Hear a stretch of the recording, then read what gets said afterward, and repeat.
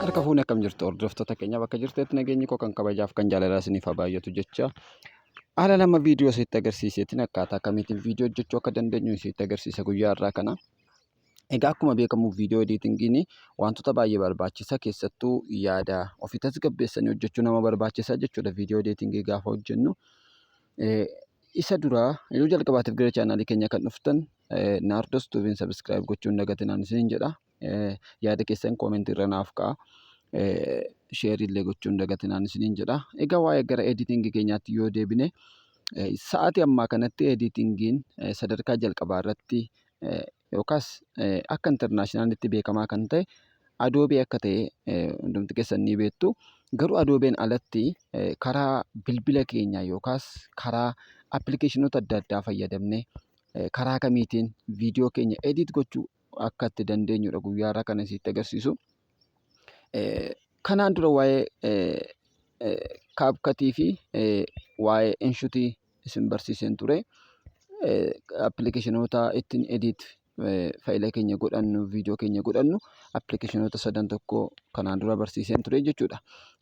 Isaan kanas kallattii lamaaniinuu hojjechuu dandeenya viidiyoon irra isinitti agarsiise. Keessattuu viidiyoo ediit gochuuf kan itti fayyadamu yeroo baay'ee inshutii baay'ee kan na gargaaru yookaas baay'ee kan itti gammadu waan ta'eef anis irratti hojjedha yeroo baay'ee jechuudha. Kana malees immoo kaapkatii irratti hojjettanis innis baay'ee ariifiidha. Baay'ee bareedaadha jechuudha. Kallattiidhumaan gara viidiyoo keenya utuu hin deemin fuuldura wantoota qopheeffannutu jiru. Isaan kanas qopheeffachuudhaaf gara kiroomii keenyaa deemnee buufna jechuudha. Kiroomii keenya irratti maal jennee barreessina? Barreeffama daataa keessan bantanii barreeffama firii boordingi firii baakgiraawundi jettanii buufattu yookaas firii baakgiraawundi giriin iskiriin jettanii buufachuu dandeessu jechuudha. Fakkeenyaaf wantoota sadii buufattu. Tokko firii giriin iskiriin tiif jettanii buufattu. Lammaffaa faayir boordingi firii baakgiraawundiin kan abiddaati. Inni kan biraan immoo wantoota achi keessa gaafa seentan wantoota barbaachisoo ta'an buufattu jechuudha. Isinitti agarsiisa. Egaa erga isaan kana buufattanii booda wantoota buufattan kana isinitti agarsiisa jechuudha. Fakkeenyaaf faayila koo keessa seenee wantoota isin buufachuu qabdan jedhee kana yaada isinitti agarsiisa jechuudha. Fakkeenyaaf kunoo akkuma asitti argaa jirtan asitti mallattoo TV kan fakkaatu laaptooppiin kun asitti bu'ee jira. Inni kan biraan nama bilbila qabee dhaabbatu. Inni kan biraan leencaa fi abidda jechuudha. Amma isaan kana yoon tuqee isinitti agarsiise kallattiidhumaan inni hojjetu jechuudha. Fakkeenyaaf kun abidda haala kanaatiin jira. Inni kun immoo laaptooppii namni itti fayyadamaa jirudha. Haala kanaan jira. Kun immoo bilbila namni qabee dhaabbatudha. Egaa guddeessatti wantoota kana sadii irratti kan narra isiniif hojjedhe jechuudha. Egaa kallattiidhaan gara ediitingii keenyaa deemna. Ergasii inshutii keenya keessa gaafa seennu kallattiidhumaan haala kanaatiin nu fida. Kun isan hojjechaa turedha waan ta'eef keessaan ba'a.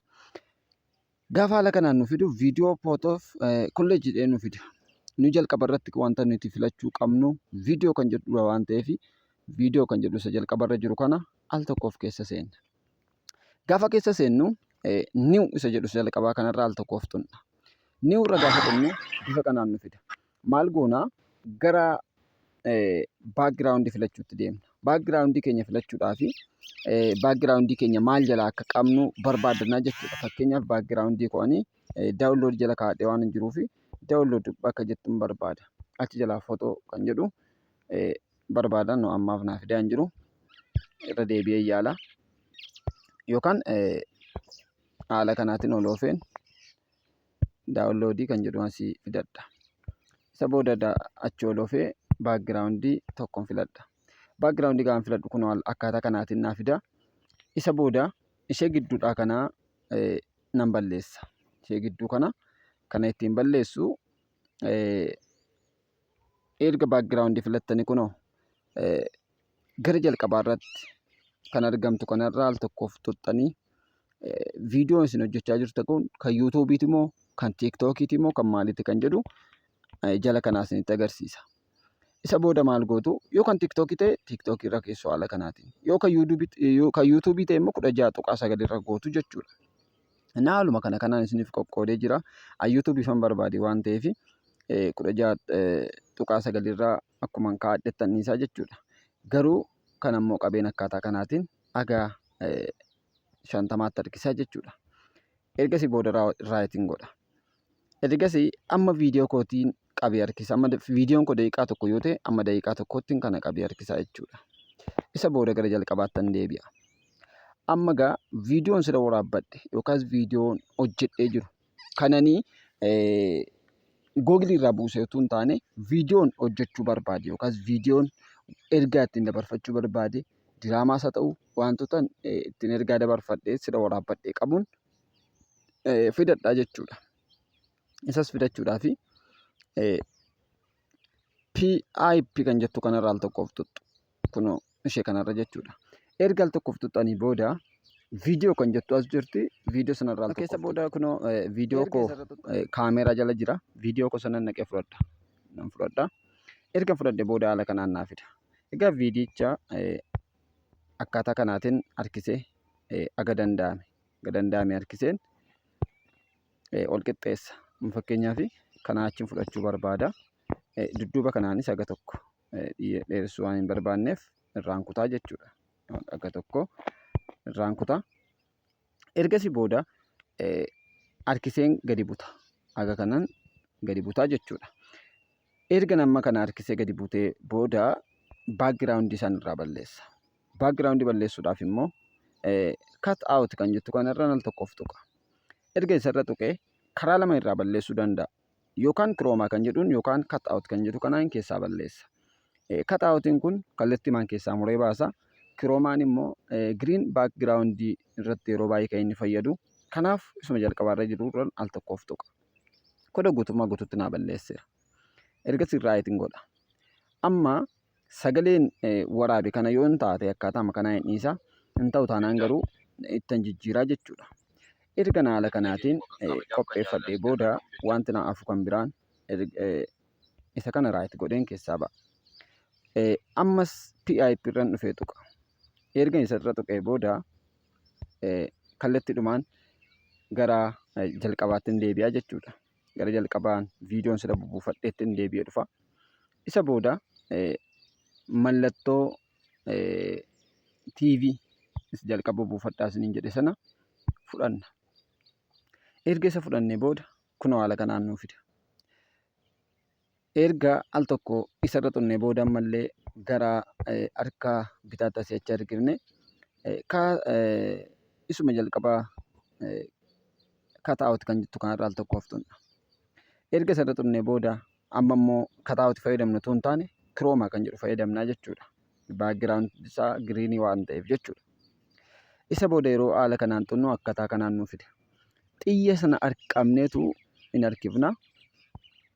Ammallee bareechinee haala kanaatiin raayit goona. Ergasii TV kana noormaali TV'n kun bareedaa miti. Isumatti agarsiisuun malee TV bareedaa isaa buufachuu dandeessu jechuudha. Ergasii kana qabeen gara olii kanatti harkisa. Amman oofuu barbaaduun gara fuulduraatti oofa. Ammas raayitiin jedha.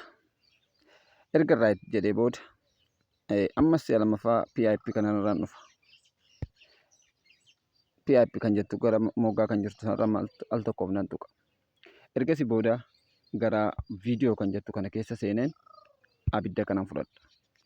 Abidda kana ergan fudhadhee booda akkaataa masilaatiin ammallee dhufee kataa'uti keessa seeneen kiroomaa fayyadame haala kanaatiin keessaa balleessa. Sarara kana qabee harkisee jechuudha. Aga 76 biyaans aga kana jechuudha.